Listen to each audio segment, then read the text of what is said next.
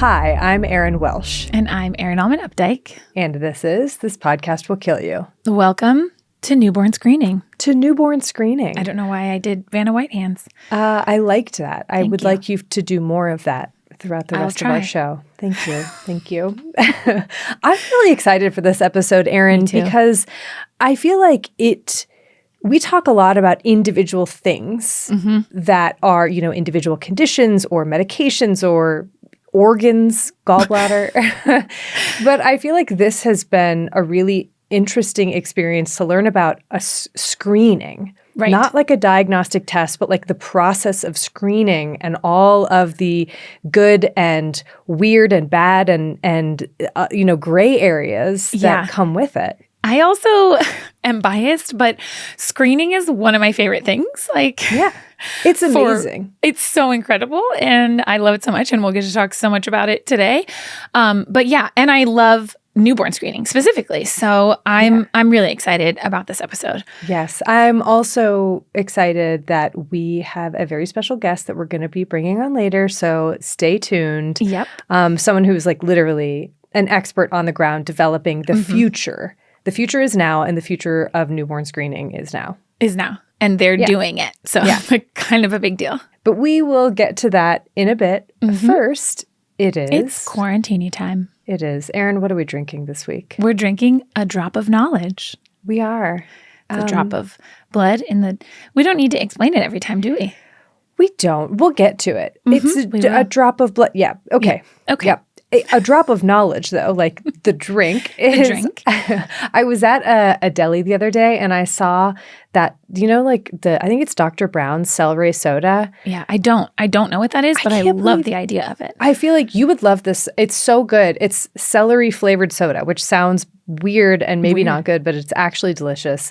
And I thought what would make a good cocktail with this, maybe a little bit of a drop of lemon juice, and if you would like, some gin. If you'd like.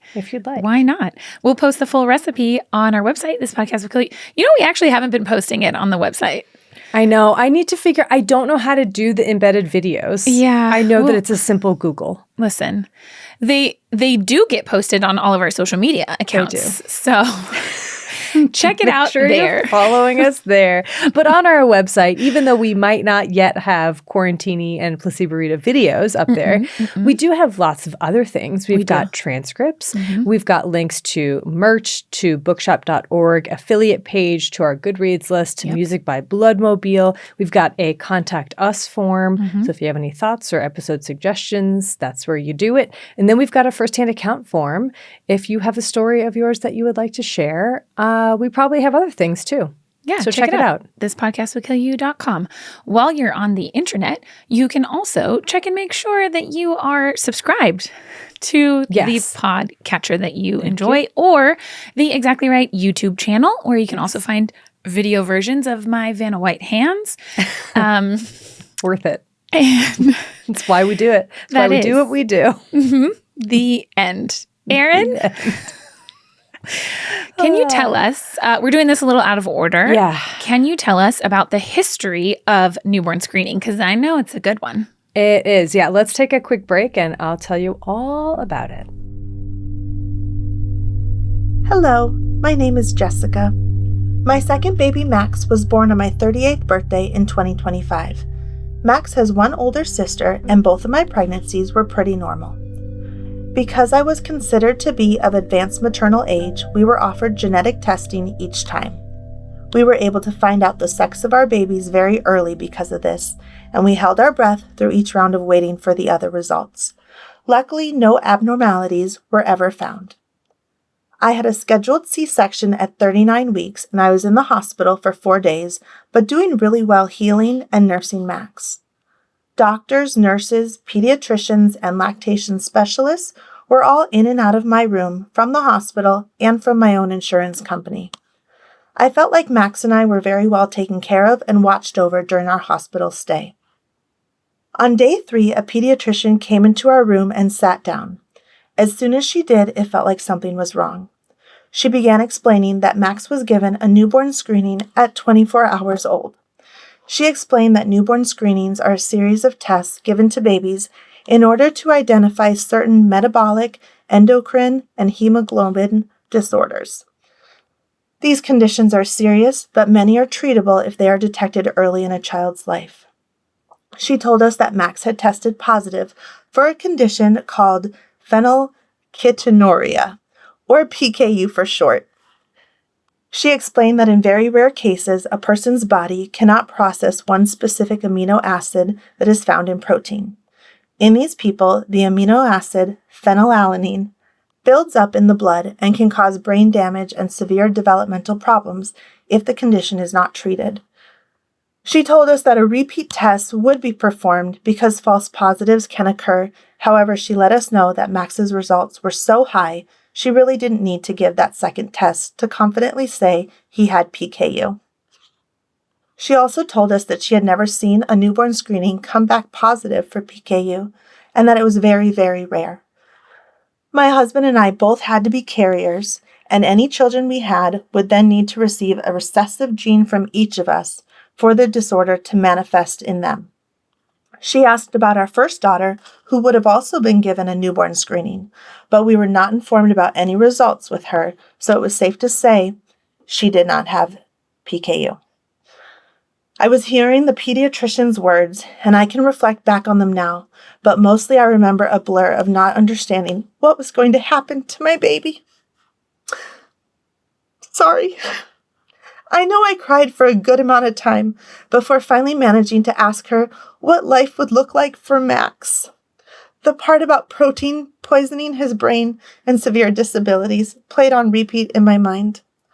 Luckily for us, PKU is manageable with a very strict diet and medical formula. I could talk on and on about our experience with PKU and the low protein world that I never knew existed before this, but I will stay focused on newborn screening for this episode. Max just turned 6 months old, and we are starting to introduce foods. He gets to eat almost all fruits because they have very little protein and a specific list of low-protein vegetables. Eventually, he will get to eat some medical foods that have the Phe removed from them, like rice and pasta. He is closely monitored with weekly heel pricks to test the level of Phe in his blood by his pediatrician, who had not encountered PKU since medical school, but has done an amazing job of research and reaching out to experts, and by our wonderful genetics team at Emory right here in Atlanta. Max is thriving and hitting every single milestone. He's even beaten his sister to some because she was a very late roller. However, absolutely none of this would have been possible if we had not caught this disorder as early as we did with a newborn screening. I will never be able to express how grateful and privileged I am to live in a place and in a time where newborn screening is the norm. If we were in another country, or if Max had been born 60 years ago, his life and ours would look completely different. In the 60 years since the first newborn screening program began, these screenings have prevented death and disability in countless children across the globe, making it one of the greatest public health achievements of the 20th century, alongside some of our other favorites like antibiotics, vaccines, fluoride, and seatbelts, which we should do an episode on seatbelts.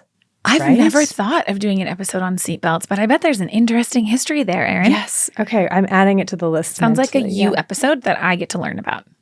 I feel like there will be a lot that you will tell me about seatbelts. I'd have to learn about forces and physics, and that sounds hard. No. We don't have to do that. Okay. Or crash test dummies. Anyway, moving on. Okay. Yes. Anyways. Yeah. But going back to newborn screening, with just one drop of blood, we can screen a newborn baby for dozens of conditions that we can treat or provide some other medical intervention for. It is like more than one actual drop, but like it's very few drops. It's a figurative. It could be one drop if it's a larger drop. Yeah. Anyway, but children who end up receiving a diagnosis for one of these disorders are now given opportunities that simply were not available at any other point in human history. Newborn screening has grown steadily over those past 60 years as our technology allows us to cast a wider and wider net. In the early years of newborn screening, you'd find just like 1 or 2 disorders on the panel. Right. Now, dozens. There are dozens. Soon, it could be hundreds. And soon meaning like very soon. Right. Like kind of now for some people. The enormity of information that is contained in that tiny drop or large drop, multiple drops, is staggering. And we are just now starting to realize its full potential with whole genome sequencing, which is both exciting and overwhelming. Because determining whether a disorder should be included on the panel, that can be tricky to navigate. And it involves weighing things like treatment options, the feasibility of screening, and the potential benefit to the individual, among other considerations. And I know that later on we'll talk more about the Wilson and Younger criteria. Right, totally. But going through that process for each and every condition that we have the ability to screen for, that takes an enormous amount of time, resources, and combined expertise. But it is necessary to ensure that we are utilizing newborn screening to achieve the greatest benefit and equitability. Yeah. Here in the U.S., currently, we have a standardized list of disorders that all states are recommended to include in their newborn screening. It's called the Recommended Uniform Screening Panel, or RUSP. RUSP, yeah. And it includes 38 core and 26 secondary disorders. 2 main bodies are involved in the decision-making process for the RUSP. There's the head of HHS, and there's the Advisory Committee on Heritable Disorders in Newborns and Children. Ultimately, it's up to each state which disorders they screen for, but all have at least those core ones that I mentioned on their panel. Right. It's like the recommended minimum. Yes. Yeah.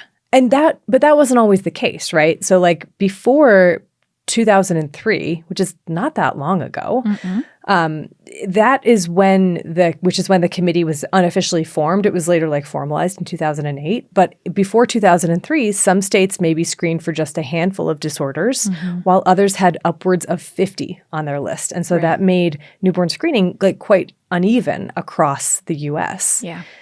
And so since its creation, one of the major things that the RUSP has done has been to make newborn screening much more equitable across these states. And it has also provided an especially vital service as testing technology has advanced so very rapidly to like a mind-boggling degree, right? So like now we have whole genome sequencing on the very, very near horizon. Right. And we need to be prepared for how to handle this massive influx of information. Because if we could incorporate whole genome sequencing to newborn screening, which, spoilers, we are doing, our screening capacity will expand enormously. Oh, it totally changes the game. Totally, totally. Unfortunately, in April of this year, 2025, the Department of Health and Human Services, headed by Robert F. Kennedy Jr., The one and only, dissolved the Advisory Committee on Heritable Disorders in Newborns and Children. This is the committee that weighs in on the RUSP. Yeah. The decision was quietly announced just a few weeks before the committee was set to evaluate 2 new conditions for screening, so metachromatic leukodystrophy and Duchenne muscular dystrophy. And so far, no formal announcement has been made regarding whether this committee will be reinstated in some form or another, and if those conditions will be added to the RUSP. Right. Which is hugely disappointing, to say the least, I think, for these advocacy groups, the medical practitioners and researchers who have worked so very hard to nominate these conditions for inclusion, to get them on the possible list. It's especially just so depressing to think about how so many of the advocates for every one of these disorders that ends up being added to the RUSP are parents of kids whose diagnoses weren't caught because these things are not on the RUSP. Yeah. Despite the fact that we do have tests for them and we do have treatments available where if things were caught earlier, their condition could have been different. Yep. Yeah. So yeah, this is a big deal. It is a big deal. It is a big deal. And, I think just to put some numbers onto this, every year, approximately 13,000 infants in the U.S. receive a diagnosis for a treatable condition, and it was initially detected through newborn screening. 13,000 every year. That's a lot. Yeah. And that number has the potential to grow as we are able to capture more individuals. Right. The more things you add to the list. Exactly. Especially with whole genome sequencing. Mm-hmm. But for that number to grow, for the number of conditions that we detect to grow, and for newborn screening to grow equitably, we will need some sort of panel of experts to help sift through the tsunami of information that is now available thanks to genomic sequencing. Yeah. Fortunately, this is like the hope on the horizon that does seem like it might be within reach. Because also in April of this year, so this is just before the announcement dissolving the advisory committee came out, the NIH Common Fund announced a research opportunity titled the Newborn Screening by Whole Genome Sequencing Collaboratory Initiative. That's like a lot of words. Like, what does that mean? What does that mean? Yeah. So what it means is that the NIH has set aside a pot of cash, so $4.8 million per year over 3 years, so totaling $14.4 million. Okay.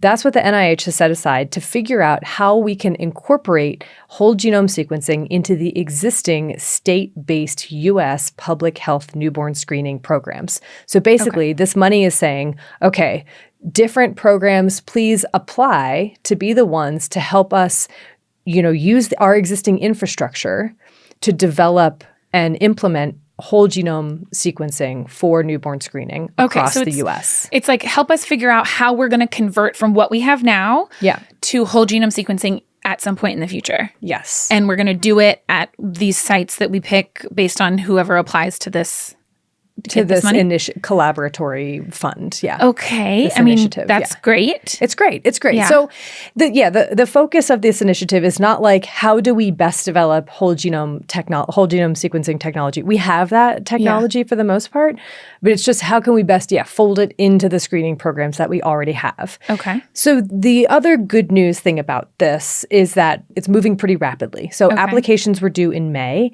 And the earliest start date was September 1st, 2025. So it's possible that by the time this episode is released, the project is already underway. Okay. So that's pretty good, right? There's still this issue, though, of the dissolved advisory committee. So what does it mean in light of that? Yeah. It does seem that part of this new initiative involves determining a target gene list. So in other words, genetic conditions to include on the screening panel. Which is really important, and we'll talk in a lot more detail about how those decisions are made later. Hugely important, hugely, yeah. And so this could conceivably supplement or eventually replace the RUSP as genomic sequencing supplants traditional newborn screening. Okay. Greatly expanding the number of conditions that we screen for in that process. Okay. And so this project seems like it would go a long way towards bringing, or it will go a long way towards bringing newborn screening into this new era of whole genome sequencing. Right. And the panel that was dissolved would probably have had to change to incorporate this new technology. Right. At some point in the future, once it exists already. Right. So that's the sort of the question is like, is this a perfect replacement? It doesn't seem at this point like it is, right? Like the questions that I still have are, what happens to the RUSP while this project / collaboratory gets up and running? Will those two nominated conditions or any others that come up in the next few years, will those be evaluated and added? What happens if we're still a decade away from genomic sequencing being the norm at state public health departments? Like, are states on their own until then? Right. What happens also after 3 years when this project ends? Will the funding be renewed? I don't know. I don't know. So this initiative is a really exciting and necessary step forward to meet the informational challenge posed by genomic sequencing technology, because the future is here. Yeah. And this project will help us navigate that future carefully, thoughtfully, and with evidence to support our decisions. Mm-hmm. I still don't know what happens to newborn screening in the meantime. Yeah. I feel like that's what sounds very scary about it, is it's like, yeah, we're going to get all ready for this. But then it's like, so we're just, what are we just going to stay stagnant? Is one state, maybe like advisory board, going to take over, like supplant the thing just informally? I don't know. Sure. Is every state just going to have to work harder to decide if they're going to add things to their newborn screening list in the meantime? Right. Will one state emerge as a leader and say, these are the things that we should be screening for? Will someone take up that torch, I guess? Let us know. Yeah. But okay, so now that we know what the future might look like, even if we still have questions about the present, shall we take a peek at the past to see the origins of newborn screening and how far we've come since then? Yes, let's. Okay. On November 25th, 1961, a letter to the editor appeared in JAMA with the title, quote, "Blood Screening for Fetal Ketonuria," end quote. That's it? That was just the whole title? That's the whole title. Okay. This is a letter to the editor, by the way. So in just over 660 words, Dr. Robert Guthrie described a new technique for testing newborns for a condition called phenylketonuria. Briefly, it's PKU. I won't keep saying that because it's difficult. Yeah. Erin, could you give us like a brief rundown of what PKU is? Oh my gosh. Really on the spot? Sure. So PKU is a metabolic disorder where babies are not able to break down certain amino acids, and so then they build up in their bloodstream and can end up being toxic. That's the shortest way to say it. That's great. Okay, perfect. Thank you. I probably should have written something out, but I was like, no, you did great. I had nothing written. Okay. I felt my heart rate spike. Oh no, I'm sorry. You did great. A+. But this test that Robert Guthrie had written to the editor about examined a spot of blood to see if there was an excess amount of an amino acid called phenylalanine. Mm-hmm. It was not a diagnostic test, but it indicated which individuals needed to be tested further to confirm that they had PKU. The blood screen was inexpensive, it was easy to administer, and it produced sensitive results. And even better, one of the best things, the biggest improvements about this test was that it could be administered 24 hours after birth. Like super early. Super early, because there was an existing PKU test at this time. But what it did is it used urine collected in diapers, and it was only accurate like 6 to 8 weeks after birth, during which you had to wait for things to build up probably. Yep, exactly. So enough of a marker. But then if you're getting that high enough, like once you were able to detect the baby might have already experienced irreversible brain damage due to the buildup of this amino acid. So, but in the letter, Guthrie mentioned that they had tested over 3,000 kids who were residents at a state school. Wow. 3,000 already. Mm-hmm. And the test had confirmed those that had already been diagnosed with the diaper test and detected at least 2 more that had been missed. Wow. So this is 660 words. He was able to fit a whole lot into this. He really just crammed it all in there. Yeah. Quite concise. Yep. And this Guthrie test, as it would become known, it would revolutionize medical genetics and public health because the potential was immediately seen for what this could do, right? So in 1963, 2 years after this letter's publication, Massachusetts became the first state to mandate newborn screening. Wow. 2 years. 2 years. And this is after successful campaigning by the Joseph P. Kennedy Jr. Foundation and JFK's new task force. Other states and countries shortly followed Massachusetts' lead, and by 1965, 32 U.S. states had laws for newborn screening. Wow. 4 years. That's very fast. Yeah. And in medical time? Right? Yeah. And so of those 32 U.S. states that had, included newborn screening, 27 had mandated it. Okay. And as the number of babies whose blood was tested climbed into the hundreds of thousands and then into the millions, it was clear that newborn screening was not only feasible, it was changing people's lives and futures. Wow. And so people were like, well, what else can we do with this? Like, this has such a hugely positive impact so far. There must be more out there that we can screen for. And so researchers were looking into other conditions that could be treated early and that could be easily included in this blood drop, this heel prick test. And by the late 1960s, a few other conditions ended up being added to some countries' screening protocols, and research was still underway to identify others, as it will always be underway. Mm-hmm. And so along with this heightened interest in this area of research came this realization that, like, okay, we have to figure out some ethical guidelines for what we should and what we shouldn't screen for. Like, how should we prioritize research efforts to achieve the greatest benefit while also minimizing the potential for harm? Because knowledge can be power if we use that knowledge for good. If an early diagnosis, allows us to intervene and prevent a disease from progressing further, or if it helps us to better look out for signs of disease later, like if we know that, we should keep an eye out for this. Right. But knowledge also has the power to harm. Sometimes it may be better not to know, especially if knowing doesn't change anything. Mm-hmm. If you test positive for something and there are no available treatments, what happens? What do you do? What does that knowledge give you? Mm-hmm. And that's this is like a whole field medical of medical ethics, philosophy. Yes. 100%. And it's all a very individual. It's an individual right to know or not to know is at the bottom of line. Right. Yeah. Right.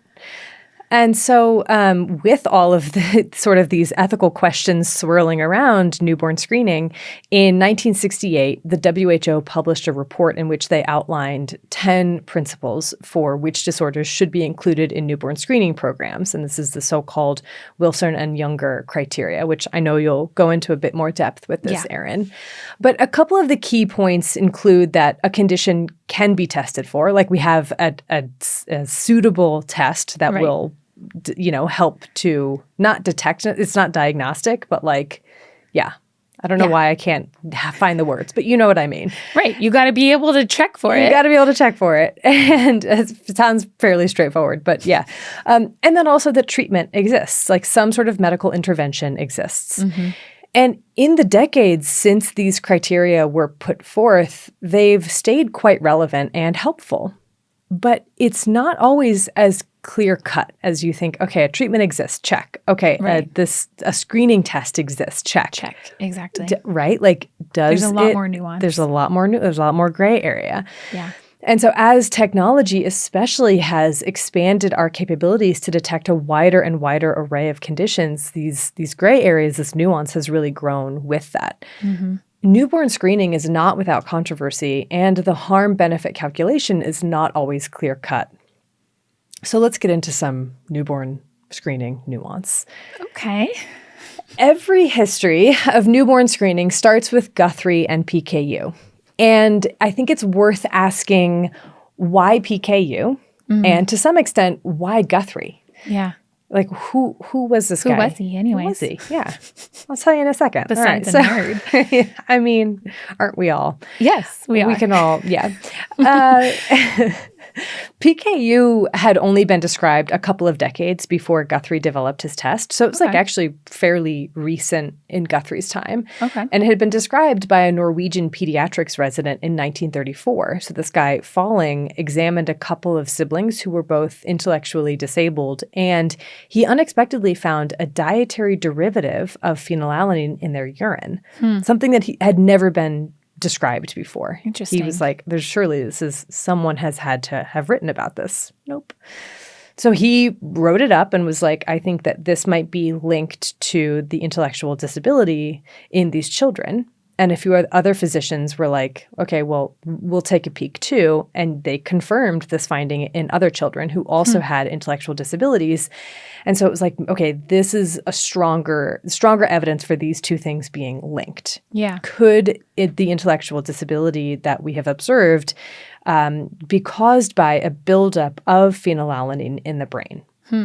And if so, could it be prevented through a diet that restricted phenylalanine? Because that was possible. It's not like something that you are always constantly exposed to. Right. Some foods have it, some foods don't. And so right. And it's not something that like your body is just making willy-nilly. It's like you are consuming it and you're not able to break it down in the way that you're supposed to, and therefore it builds up to toxic levels. So if you are just never exposed to it, if you never consume it, then you can maintain low levels. Exactly. And so that logic right there is exactly what a couple of British doctors used to create or propose this phenylalanine restricted diet. And so they were like, if we administer this early enough, is it possible to prevent the intellectual disability and some of the other symptoms associated with PKU? So they're like, well, let's try it out. Yeah. The issue, though, which is what I said earlier, was that phenylalanine sometimes took a few weeks to show up in the urine, at which point the child's brain might already have been damaged. And so the advent of Guthrie's faster test was huge. Within 24 hours, you could say, oh, yes, there is, we need to implement a phenylalanine restricted diet. But Guthrie himself came from kind of an unusual background, right? He was not involved. He had no background in metabolic disorders or genetic conditions. He was a microbiologist by training. Okay. And he had been doing cancer research before he developed this test. So how did he go from point A to point B? Well, Guthrie happened to also have a son who is intellectually disabled, and he was involved in the local chapter of what was then called the Association for Retarded Children, now called the ARC. And this is where he learned about PKU and the newly developed diet. He was talking, I think, to a speaker who had come and was discussing this. And he was like, but at the same time, I think he had heard about the limitations of the test and was like, gosh, we could really do something. If we could have a faster test, that could be huge. Maybe there's a better way. And so he was at the time working on a bacterial inhibition assay for cancer screening. And he was like, what if I just tweaked a few things here and there and used the same thing to look for phenylalanine? And that's what he did. He I love that was like, so much. Here's my idea. And here it is. It worked. I love stories like that where it's like, oh, I was working on this other thing, but I was like, I wonder if I could do it for this thing. And then bing, bang, boom. And now you've revolutionized people's lives. And I think it also just goes to show sometimes that thinking outside the box, approaching a problem as an outsider can really open up your perspective and be like, oh, and everyone else is like, oh my God, the solution was there all along. I mean, I think I might be overstating the simplicity of it and the work that he put into it, but still, I think it was a flash of insight. Yeah. And so he actually left his cancer work and took on a job at a children's hospital to continue his research on this. Wow. I know. And so in the midst of this work, prior to his letter to the editor, he learned also that his niece, who was severely intellectually disabled, had been diagnosed with PKU. Oh, wow. And so that gave him even more motivation, inspiration, knowing that this test could be critical in delivering time-sensitive information that could prevent the effects of PKU. Yeah. So when he announced his test in 1961, it was mostly, though not entirely, enthusiastically received. Sounds about right. Right? Yeah. I mean, that's, I feel like a normal reaction, right? Yeah, it's better than most, I would say. Yeah. This was a sensitive test that could help with the diagnosis for a condition that had a very clear and effective intervention if administered immediately, a phenylalanine-restricted diet. But some people, including a prominent doctor, remained vocal skeptics, saying things like, oh, well, I don't think it's phenylalanine that causes brain damage, or saying like, well, I don't think the diet is effective, or it might be effective in only a few. And so this like led to concern that this was a costly diet that could harm or bother those who didn't need it. And also it was just like, why are you going through the effort of this if it's not going to provide a benefit? Okay. They were like, we don't feel like you know PKU well enough. Yes, I think that was one of the concerns. Or it was like, this might be effective in some children with PKU, but not everyone. Like That's this is really not. Interesting. Yeah, right. And a couple of the other complaints that were less medically focused. One was that newborn screening was socialism. Oh. You know, yeah, the boogeyman. And also that I found this one really interesting, actually, that newborn screening would take focus away from social support programs for children with intellectual disabilities. That is an interesting critique. Yeah, I see where they're coming from with that, because if it's like, if we have a limited pot of money and we're now spending it on research rather than social safety net programs, then, you know. You're going to take our money and you're going to shunt it over there. Right. Rather than, I get and that. And I don't know if that is actually what happened? Was the pot of money the same, right? Was it the same source? Right. But this was also especially felt, I think, because kids with PKU made up a very small proportion of all kids who had intellectual or developmental disabilities. Okay. And finally, the last complaint was that the test was not accurate enough or not specific enough. So meaning it either missed kids who had PKU or it led to false positives. Okay. False positives. We'll talk all about things like that, Erin. Oh, yeah, we will. Many of these objections faded away over the years as the test improved and as more data were collected on the efficacy of early intervention. But some objections remained, not just for PKU, but for other conditions newly added or proposed to be added to newborn screening programs. Because especially as technology has allowed us to cast a wider net, first with the incorporation of tandem mass spectrometry in the 1990s, and now with whole genome sequencing capabilities. Yeah. One major area that people have expressed concern about is privacy, right? How to ensure that our genetic information cannot be used without our consent, for instance, by insurance companies to discriminate against us, right? I think that's a valid concern. Totally. Every newborn screening program has privacy policies intended to protect against this and clear guidelines on how the information will be used, including restricting who can access it. Whether that's enough is beyond the scope of this conversation. And I think that like a legal podcast should definitely pick that up. I'd be fascinated to tune into that. And I also want to make sure that I talk about the other considerations for newborn screening. Yeah. The first is, what happens if a positive test ultimately leads to a confirmed diagnosis, right? The path forward is not always clear when it comes to treatment. You know, I think that earlier we kind of touched on this in the criteria where we're like, is there treatment? Right. Yes or no? Right. Sometimes that answer is not obvious. So like many of the conditions that are included in newborn screening have a range of severity. And since these are rare disorders, we might not have as much data as we'd like for how effective some of these treatments or interventions are, especially in the long term. Sometimes deciding what to do, you know, should I do this treatment or that one? Should I do one at all? Sometimes that's not clear cut. Diagnoses can be inconclusive or intermediary. So for example, cystic fibrosis sometimes is like, we don't know the severity based on whichever specific allele. We're data deficient in some of these situations. Yeah, or like we have great treatments for this type and less great treatments for this type. So there's still so many questions. Treatment works. Yes. Yeah. And this could leave parents to wonder, you know, if my child may never show symptoms, what should I be doing here? Right? And this is something, absolutely, that is taken into account when considering whether a condition should be included in the screening. It's almost like that's why we need people who know what they're doing to make the decisions about what we should include on the panel. Yes. But we are also, though, approaching an era where someone's entire genetic information could be accessed by or provided to parents. Yep. Who does that information belong to? Yep. The child, the parents or both? Like, should parents be able to ask for all results, even if there are no interventions or treatments? That knowledge can weigh heavily. Or things that like might not happen until adulthood, or maybe you're at higher risk of something as an adult, but not as a child. Like what? Right. What is a parent allowed access to that? Right.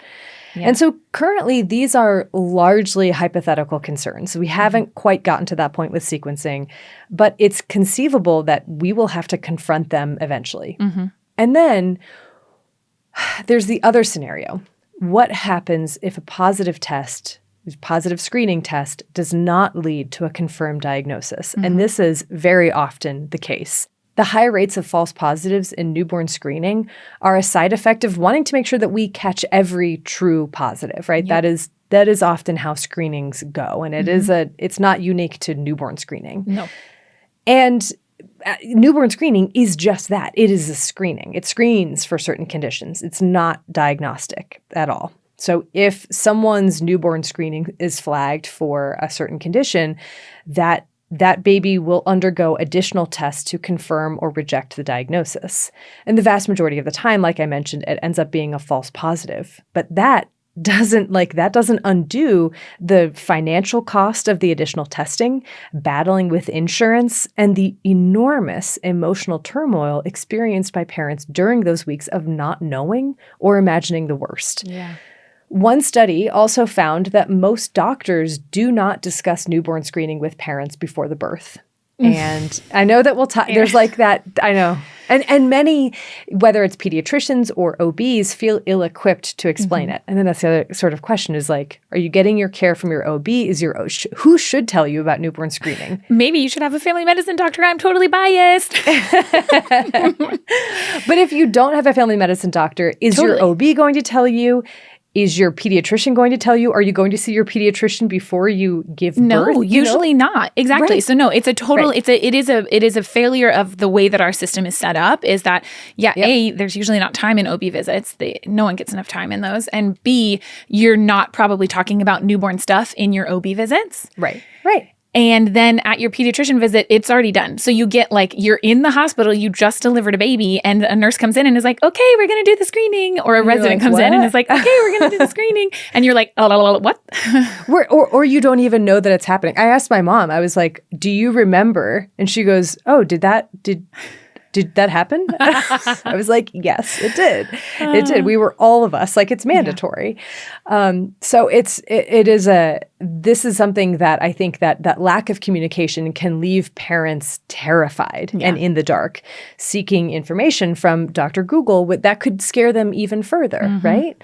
Newborn screening saves lives and has had a tremendously positive impact over the past 60 plus years. Yeah.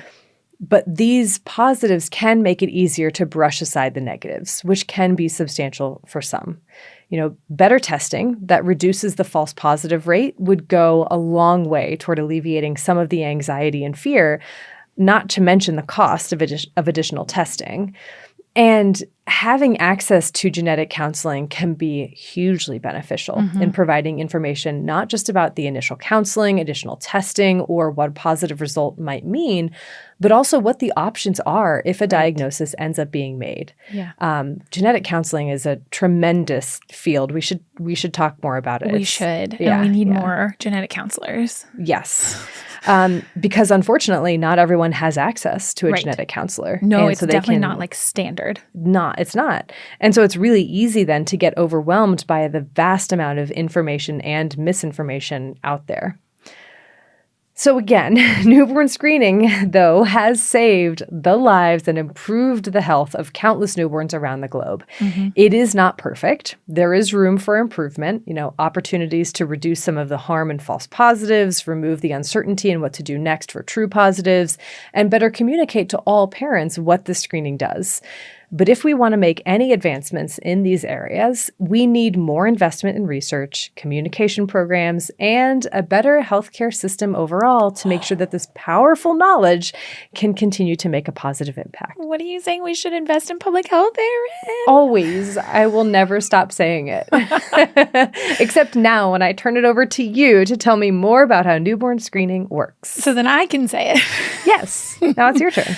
I can't wait, Erin. Thank you. That was such a good setup.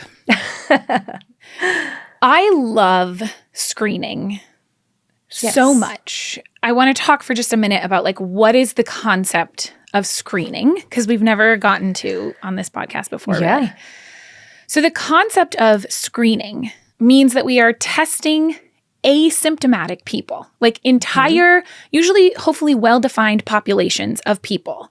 So in the case of newborn screening, we're talking about testing every single newborn for a disease or a disorder or a suite of them before they show any symptoms. And in medicine, we screen for so many things. Like we screen everyone with a cervix for cervical cancer starting at age 21 or 25. We screen every adult over 45 for colon cancer or earlier, depending on your family history. We screen for high blood pressure. You might not even know that's what we're doing. We're screening for high cholesterol, diabetes, breast cancer, right? We are looking for evidence of a disease before you ever show any signs or symptoms of that disease. Right? So in newborn screening, we are testing all of these babies right after delivery, usually within the first 24 to 48 hours of life, for a whole suite of disorders that they may develop later in their life. And all screening, but especially newborn screening, because of the scale on which it's done, is a process. Yes. Not an event. Right. It is. Yes, I love that. Process, not an event. And that process is dependent on a system that has a lot of different pieces that have to be in place. It has to start with our federal and state public health agencies deciding as a group based on expertise what they're screening for. Yep. And then there are both hospital-based exams, which a lot of people might not realize are even happening, like a hearing test and a congenital heart disease screen, as well as the blood test or the heel prick test, which that test has to then be shipped and analyzed in a systematic way. And then there's all of the stuff that has to happen after that test.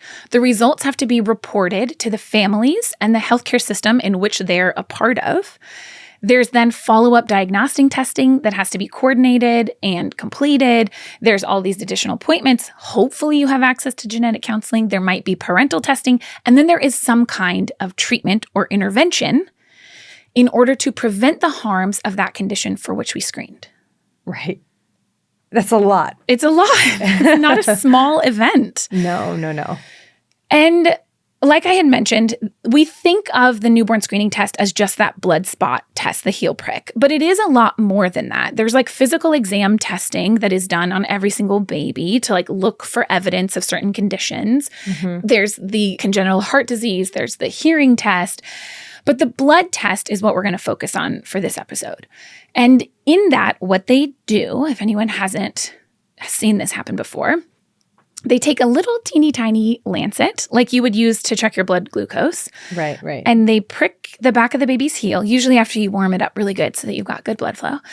And then you drop this blood onto a little filter paper. There's just these little circles. It's not like a whole vial. It's literally just like dropping it onto this paper in these little circles that you fill up.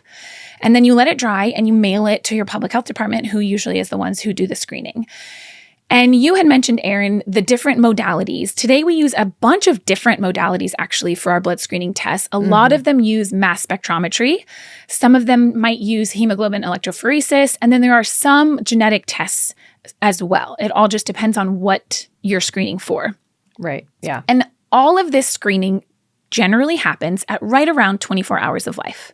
It's a lot of information all at once. And I just still, you might not even know that it's happening. Exactly. And I'm not going to give you a list. I'm not going to go through like every single condition that we test for in the US.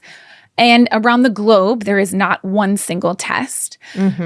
And you kind of walked us through, Erin, how this all got started. But it was after the introduction of mass spectrometry that things really kind of ramped up. Yeah. But every single state in the U.S. manages its newborn screening program a little bit differently and has slightly different things that they have on their blood tests. So some states test for a lot more conditions, and some states really just rely on that recommended universal screening protocol that they use to make their list, essentially. And all of that is now in question. Many of the conditions that we screen for on this blood test are what we call metabolic disorders, like PKU, which means that they are disorders in the way that our bodies process foods or other things that can end up leading to the accumulation of toxic byproducts or sometimes deficiencies in other amino acids or things like that. There are a really wide range of these metabolic conditions that we can test for. There's a lot of them on newborn screening protocols. But there's also disorders of hemoglobin, right? Like sickle cell anemia is on most of the newborn screenings. There's diseases of the immune system, especially if they're caused by known genetic mutations, like SCID, for example, or severe combined immunodeficiency. There's things like cystic fibrosis, congenital hypothyroidism, and most across the board, these disorders, without treatment, without identification and treatment, can cause really significant impacts on growth and development, and in many cases can result in life-threatening complications very early in life, in infancy and in childhood. And many of them have relatively straightforward treatments as far as all things in medicine go, right? Like specialized formulas, avoidance of certain foods. Sometimes it's additional therapies or immunizations. Some might be more involved. For example, with SCID, it might be something like a bone marrow transplant, which is very involved and not a decision to be taken lightly, but potentially allows for cure of a disease, right? Curative. It's amazing. Yeah. And so whenever we are talking about screening tests, not just newborn screening, but all of the screening tests that we do in medicine, there are, like you mentioned, a lot of factors that we have to consider to decide what populations we're screening and what types of things we're screening for and what types of tests we should use for that screening. So it was Wilson and Younger, you mentioned, who came up with this list of 10 criteria back in the 60s, 1968. Yeah. And those mostly hold up over time. Like, they're mostly the same. But I did find a more recent paper from 2011 that what I liked is that they really tried to take into account how much some of these ideas that we think of are going to have to change as we advance into genetic testing. Right. So there is a bit more of like an intensive framework about how to decide what we're screening for and how we're screening it. I think it's like it comes down to what is the how much does this predict? How well does this allele, this genetic variant predict a disease versus predispose? Exactly, right? There's a lot of things that you have to consider, especially as you get into that genetic testing framework. But you kind of mentioned some of the biggest ones, and I want to just reiterate them, I think, because they're so important. Like, I guess what I'm trying to emphasize is how what is being screened for is not a flippant decision. No. It's not like, hey, you know what? We've got the capacity to do all of this. Let's just do it all. Right. Let's just check everyone for everything. Like, that's not how it's done. And I think that like the other piece of the puzzle too is like this, there has to be individual benefit. You think, okay, well, but if we don't currently have a treatment for this condition, but if we screen for it and we could test it, then we could in the future if we know that these kids have it. But like that's not what individual benefit is this kid getting if there is no existing treatment. Exactly. So some of like big picture, the biggest things that we have to have in place for a disorder to be like added to a screening list. We have to have a test that is appropriate for the condition that we're looking for. Okay. And for screening purposes, what that means is that we have to have something that has what you mentioned, Erin, a high sensitivity, which means that we want it to pick up as many cases as possible. We don't want anyone to be missed and have a bunch of false negatives, because that means we are falsely reassuring people that you do not have this condition if we don't have a highly sensitive test. But the flip side of that is often, though not always, that screening tests can then have false positives, right? Which then means that we have to have additional testing that exists that's really good and very specific to confirm a diagnosis if something is picked up on these screening tests. Right? And how good a test does, like how well it actually performs, usually depends on how prevalent or how rare a disease is in the population. Right. So we also have to consider some of the factors of the conditions themselves. Are they an individual health problem and are they a public health problem?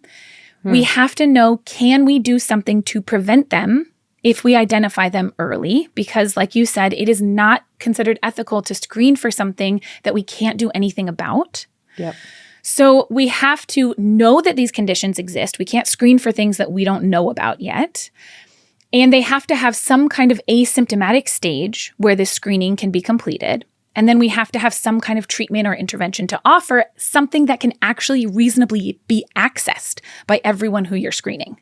Right. And then because this is public health, there's also always a cost consideration. Right? Like we are going to tell you that public health investment always saves money because it does. Always. But the public health agencies also are going to be doing this cost analysis. And then like they have to weigh what is the cost of screening the entire population plus the cost of the testing for both false positives and true positives weighed against the potential savings in medical care if we catch and treat these diseases early and either cure them or prevent severe disease down the line. So all of this has to be considered when we're deciding what conditions have to be on this list to screen for or not. You need a lot of expertise and you need a lot of data. Yes. Yeah. And this list has been consistently updated over time as we've developed better testing or developed better treatments. A really good example of this is spinal muscular atrophy, or SMA. Yeah. A treatment got approved in 2016. And before that, we didn't have any treatment available for this disorder, which can be very, very detrimental. And because we now had a new treatment as of 2016, people started lobbying and recommending that this get added to the list of recommended universal screening, and it was added in 2018. It's still not on every individual state's list, but it is on the RUSP. It's amazing. Like, I feel like that has been, newborn screening has grown so substantially and consistently, well, not even consistently, exponentially over the years. Right. And it's evidence-based. It is. Like we have these criteria, we have reasons to include these conditions.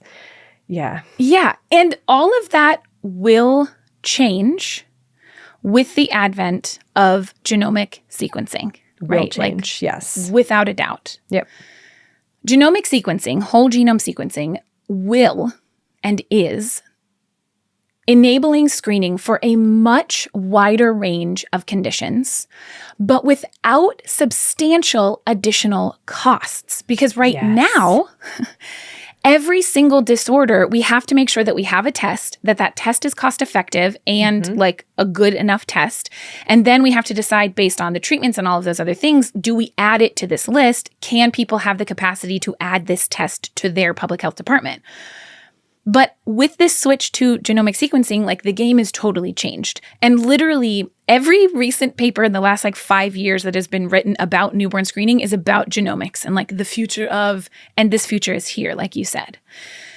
The UK has actually already made a commitment to switching all of their newborn screening to genomics within the next 10 years. So exciting. This is happening. There is no going back. And like I said, in contrast to now, we won't need to do all of these different types of tests. By sequencing the entire genome of an individual, we can look for so many different diseases and disorders. As long as there is an identifiable gene associated with this condition, you could, at least in theory, add it to the list of genes that you're looking for. But those same conditions and questions that we have mentioned will also apply when we are talking about using genomics, right? These conditions need to be identifiable. They have to have an asymptomatic stage. We should have some kind of treatment or intervention, right? You have to have confirmatory diagnostic testing. And then, like you said, there's all of these additional questions that come with genomics. Like, what about all of these genes where we know there's an increased risk of disease, but maybe not necessarily a disease? What about all of the rest of the data that comes by sequencing an entire genome? Who owns it? Who protects it? Right. Who else is going to have access to that information? Do they want to know this information? How long is it kept? How long, can it be reaccessed? Exactly. If you want, and for what purposes, for right? what purposes? Mm-hmm. And so this comes with a lot of complications and a lot of potential for huge benefit. So we brought in an expert so that we don't have to tell you all about it. That's the best part. Yes, that's right. We brought in one of the researchers who is involved in this huge project here in the US, which is very exciting, called the Guardian Study, which has already begun. Like, it's already well underway. It has been screening really large numbers of babies in New York City using genomic tools. The Guardian study it still is recruiting families with newborns at New York-Presbyterian hospitals for over 200 genes associated with specific conditions known to affect young children. 200? I know, from 38 to 200. Yeah, like the highest, at least that I could find, I think the highest state is California with like 75 or so conditions that are on our screening test. So this is like more than so double. Much bigger. Yep. And some of these conditions that they're screening for are incredibly rare.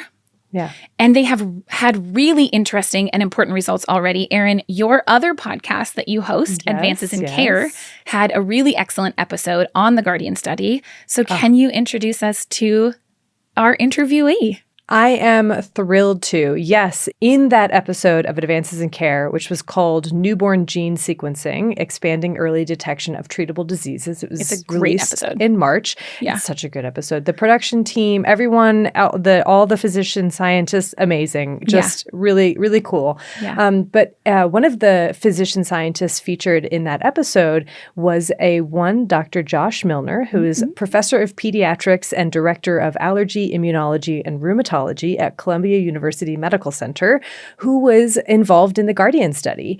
And so, yes, we got to speak with Dr. Milner about the Guardian study and about all of these different aspects of whole genome sequencing and what that could mean. Yeah. And also, Dr. Milner is part of a group of immunologists who is working to make genomic sequencing a reality for newborn screenings across the country. Yeah. And one of his roles involves making recommendations for which conditions to include on screening panels. And he is extremely enthusiastic about the recent efforts in the UK that you mentioned, Erin, to incorporate genomic sequencing into newborn screening, and also that new NIH initiative that I mentioned at the top. Yeah. And so in our interview, Dr. Milner shares some really fascinating insights about the potential offered by genomic sequencing for newborn screening, and we are so excited to bring these to you. Dr. Milner, thank you so much for joining us today. Thank you. We're thrilled. It's a pleasure. So far in this episode, we've discussed how standard newborn screening works, as well as the history of its development. And we are really thrilled to hear from you about what the future might hold for this important screening process, especially with the application of genome sequencing. Could you give us an overview of the Guardian study and how it's different from standard newborn screening approaches? So basically, the idea of the Guardian study and, generally speaking, doing genomic newborn screening is that when that blood spot is taken from the heel, usually of a newborn baby, that the DNA be extracted and sent for sequencing for genes that might impact health. It's still the same sample, and it's the same process of sending it off to screen. But when you do something like whole genome sequencing, where you're getting the genetic code for the entire person, you actually can look for many, many more disorders where if you have a what we call a variation, which used to be called a mutation, in a particular gene that is known to cause a disease, that can actually be ascertained within the first few weeks of life. And what everyone does is essentially picks only genes where if you found a variation in that gene, that there would be something you could do about it to prevent or cure the disease. And so there are hundreds and hundreds of such genes on our list. And it's a constantly evolving process of, now there's something to do for this particular disorder. Oh, now we know actually this is a new genetic problem, but it already comes with something you could do about it. And then, at least in the study, the way that it's been done right now, some of the genes do encode for the problem that you might pick up with the regular newborn screen that we already have. So those can be compared to make sure that the genetic strategy does not miss anything. But it also can actually even help clarify where you're like, well, I'm not sure why this particular problem came up on the regular newborn screen, but the genetic testing told me exactly what it was. More often than not, though, the genetic testing finds something that couldn't be tested with the regular newborn screen. The thing about the genetic testing is every time you make a list of the genes that you want to be screening for mutations or variations, it doesn't cost any more. It's just it's the same analysis. Whereas with the regular newborn screening, every single new disease that you're trying to screen for, you have to make a new test. It's an extra cost. The development of that test is very, very difficult. And essentially you have to make the case that it's good for public health to be screening for something that's 1 in a million, right? Right. So it's using the same logic really as standard newborn screening, but you're leveraging this genomic sequencing technology so you're able to cast an even wider net than standard newborn approaches, screening approaches. Exactly. A much wider net. From like a parent's perspective, especially maybe someone who doesn't really have a medical background, how would this process of maybe being involved in the Guardian study or doing like a genomic screening on your newborn, how would that be different from a parent's perspective than just standard screening? So again, the same follow-up sort of happens. You get called back. You might have something.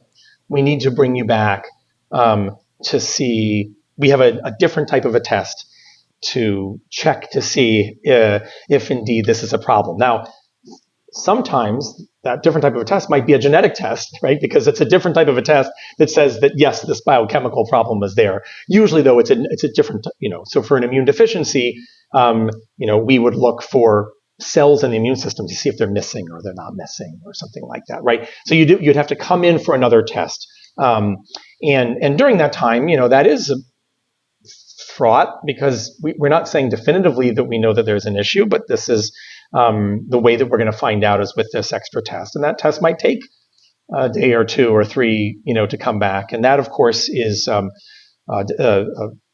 be trying, although, that's not terribly different than what is already done with the regular newborn screen. And I'm wondering if there are any stories that you can share of children whose genetic condition was detected using this genomic screening in Guardian after being missed by traditional methods. There actually are several stories with a similar theme, which is, again, my specialty is in genetic diseases of the immune system.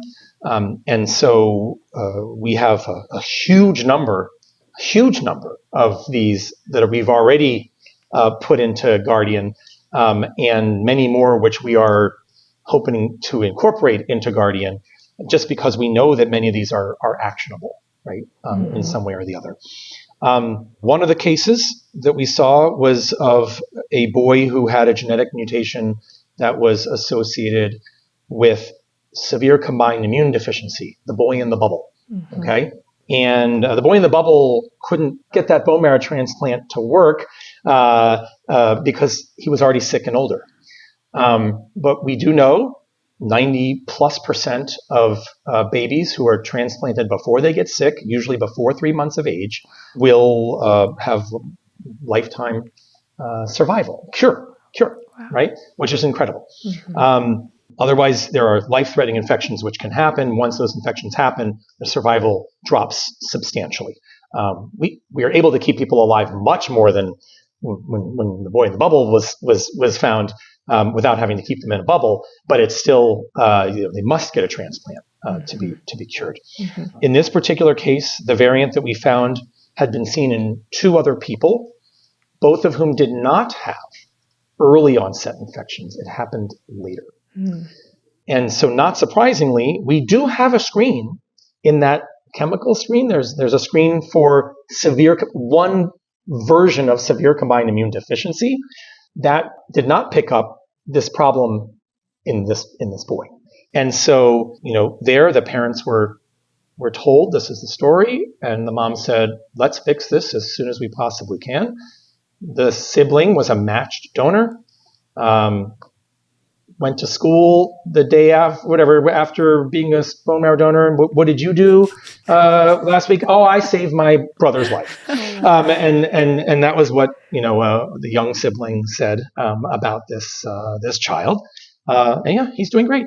What a show and tell. Yeah. I know. He'll never know that he was sick, but the parents, are quite thrilled that this was found. Yeah. How does it feel for you, as a researcher, as a clinician, to be involved in this kind of work? I'm trying to think of the best way to put it. I can't get enough of it. We need to be moving at light speed here, because there literally are kids who are being born where there is something to actually capture, right? And to do something about, not even as, maybe this, maybe that. There are people with concrete things. There are people who are in the hospital now where if we had screened them, they wouldn't be in the hospital now, right? I just feel an urgency, I guess, is the best way to put it, to try to get this implemented as widely as possible, and to be doing all that work to fill up the things that can be treated and have those treatments ready, right? Mm-hmm. To fill up the list, to say these are things that we can do.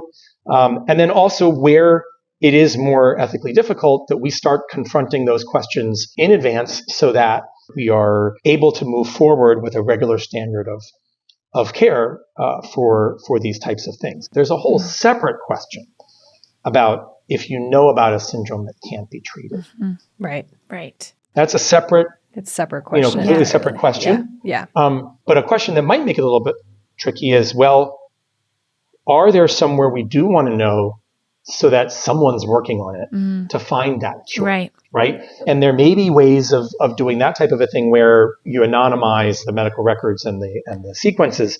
And that allows researchers like me to go into databases like that and say, okay, listen, I'm studying this particular gene or this particular variant.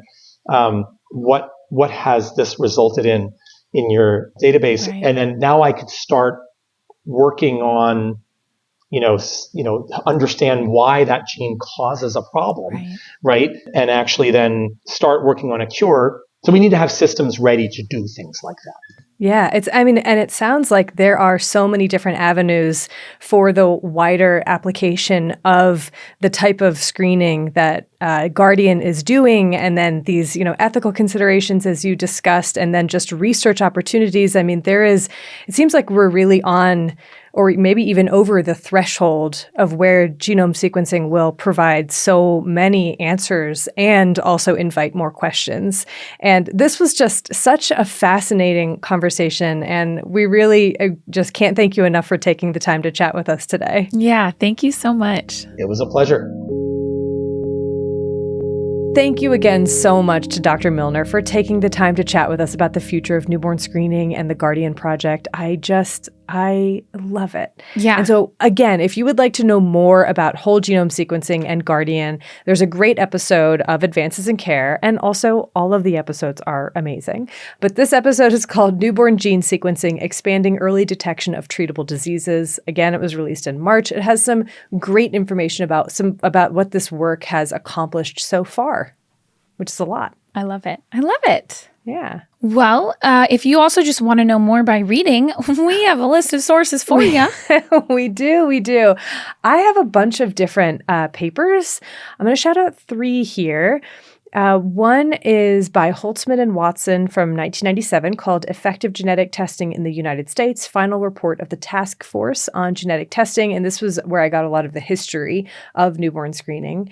And by Tlusek et al. From 2022, Psychosocial Issues Related to Newborn Screening, A Systematic Review and Synthesis. And then finally by McCandless and Wright, 2019, Mandatory Newborn Screening in the U.S., History, Current Status, and Existential Challenges. Erin, I also read that psychosocial issues one. I really liked that paper. Yeah. I didn't talk about it because I felt like you did such a good job, but that's on my list too. I also have a bunch of papers just about newborn screening. I mean, one was called An Overview of Newborn Screening. It doesn't get more straightforward than that. That was from 2010 by Levy. There was also Newborn Screening from Clinics in Perinatology 2015. Okay. I have a few, though, newer ones about the whole genome sequencing aspect of it. And then I also have a link to, if you want to know, in your state, what are they testing for? You can go to babiesfirsttest.org, and they have a list of state by state. You can look up your state, figure out what they're testing for, and all of that kind of stuff, which is great. Yeah. And there is lots more there on our website, thispodcastwillkillyou.com, under the episodes tab. Check it out. A big thank you again to the guests that were featured in this episode. Jessica, your firsthand account, thank you. And Dr. Milner, again, thanks for taking the time and providing such important context for this really amazing technology. Yeah, thank you. Thank you so much. Thank you also to Bloodmobile for providing the music for this episode and every single one of our episodes. Seriously. Yeah, seriously. Thanks, Dan. Thank you also to Tom and Liana and Brent and Pete and Jess and Mike and everyone who is involved at Exactly Right in helping make this podcast happen. Thank you. We couldn't do it without you, quite literally. Literally, yeah. Thank you.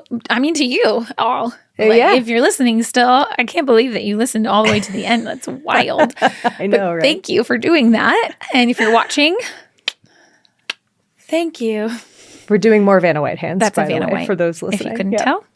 This is why I don't have a job as Vanna White, but thank you so much for listening and watching, and especially to our patrons for your support.